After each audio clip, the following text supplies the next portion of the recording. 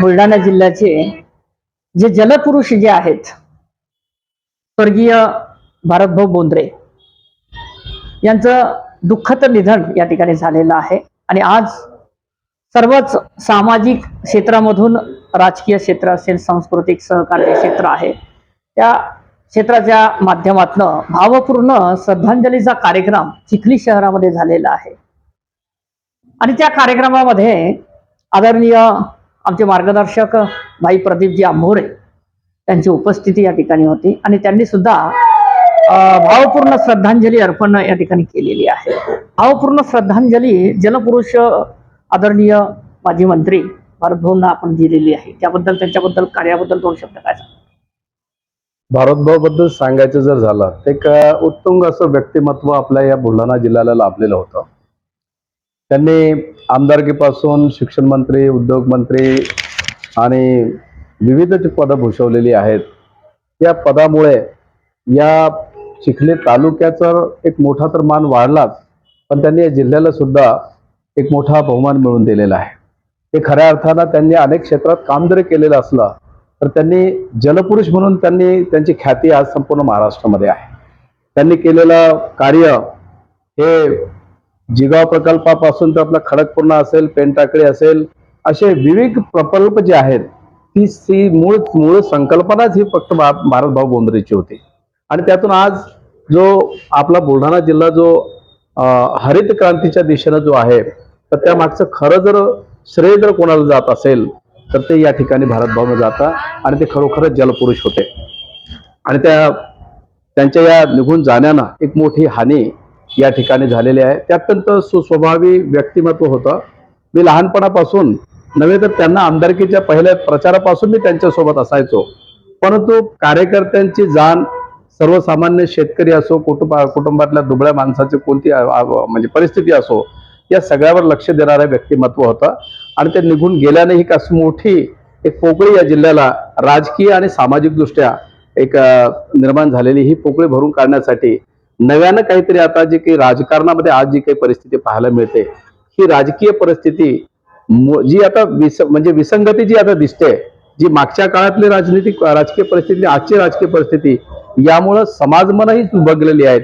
ही दुभगलेली समाजमन जोडल्या गेली तर या ठिकाणी नवीन नेतृत्वाच्या जे नेतृत्वामध्ये असलेलं जे कौशल्य आहे, हे कौशल्य आता नवीन नेतृत्वामध्ये येण्याची खरी गरज आहे। आपण एक बहुजन चळवळीचे एक काम करतायत आणि त्या बहुजन चळवळीला धरून आज ही जी चळवळ पुढे नेत आहेत आणि त्याच योगदानाच्या माध्यमातून भारतभाऊंचं सुद्धा या ठिकाणी काम चांगल्या पद्धतीने राहिलेलं आहे। कोणताही माणूस त्यांनी पक्ष म्हणून या ठिकाणी बघितलं नाही, कोणतरी एक माणूस की धर्म म्हणून या ठिकाणी त्यांच्याकडे बघितलं जाते। नक्कीच त्यांनी आतापर्यंत मला जे कळतं, मी मागासवर्गीय समाजातला असतानाही माझ्यासोबत असलेल्या अनेक कार्यकर्त्यांना, अनेक या गावातल्या तरुणांना त्यांचं म्हणजे भविष्य घडवण्याचं काम या ठिकाणी भारतभाऊने केलेलं आहे। त्यांच्या मनामध्ये कधीच मागासवर्गीयांच्या प्रती किंवा इतरांच्या प्रती असा मानसिक द्वेष कधी पाहायला मिळाला नाही। त्यांनी त्यांची भरभराट होण्याच्या दृष्टीने, त्याचं भविष्य उज्ज्वल करण्याच्या दृष्टिकोनाने भाऊंनी प्रयत्न केलेला आहे। आणि विविध राजकीय सामाजिक क्षेत्रातली मंडळी आज भाऊंना या ठिकाणी भावपूर्ण श्रद्धांजली वाहण्यासाठी या ठिकाणी आलेली आहे, कारण की त्यांचं कार्य या ठिकाणी बोलतंय सर।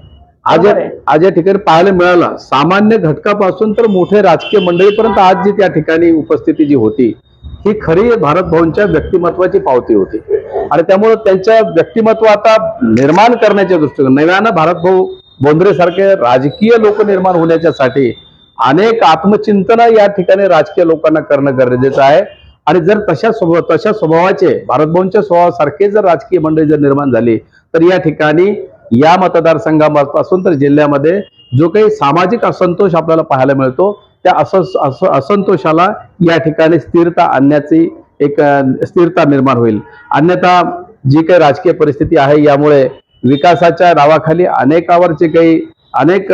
प्रकारच्या ज्या काही गोष्टी पाहायला मिळतात, त्या मनाला अशा खेदजनक आहेत आणि त्याचा असं अत्यंत असा राजकारणाची जी किळस वाटायला लागलेली आहे, ती अशी परिस्थिती निर्माण झाली। त्यामुळे राजकीय दृष्टिकोनातून भारतभाऊ सारख्या व्यक्तिमत्व निर्माण होणं ही काळाची गरज आहे। नक्कीच करायला पाहिजे। आपल्या वडिलांचा वारसा, आपल्या कुटुंबाचा वारसा पुढे नेणं ही त्या कुटुंबातल्या कर्त्या माणसाची जबाबदारी असते। त्यामुळे शंतनू सारख्या तरुणांनी पुढे येऊन समाजापुढे जाऊन आपल्या वडिलांनी केलेल्या कार्यभार पावलावर पाऊल ठेवून जर पुढे ते चालायला लागलं तर नक्कीच त्यांना राजकीय दृष्टिकोनातून आणि सामाजिक दृष्टिकोनातून आणि त्यांना जे काही भविष्य उज्ज्वल भविष्य आहे त्या दिशेने जाता येऊ शकतं. पण त्यामुळे भारत भाऊच्या विचारानेच त्यांना जावं लागेल. अच्छा मित्रांनो, आज भारत भाऊ गेल्यामुळे आज पूर्ण पोकळी या ठिकाणी निर्माण झालेली आहे. का झालेली आहे? कुठेतरी एक क्वचित लोकांमध्ये गणलं जाणारं व्यक्तिमत्व आहे आणि एक सामाजिक दायित्वाची जी भूमिका आहे, ती जी साखळी आहे, ती साखळी त्यांनी निर्माण करण्याचा प्रयत्न केला होता. आणि म्हणून आज भला मोठा जनसागर त्या ठिकाणी त्यांचा सामाजिक क्षेत्रामधील असेल, राजकीय क्षेत्रामध्ये असेल, अशी भरपूर मंडळी येथे आलेली आहेत त्यांना भावपूर्ण श्रद्धांजली देण्यासाठी. आणि भाऊ सुद्धा या ठिकाणी त्यांना भावपूर्ण श्रद्धांजली देण्यासाठी इथे आले होते.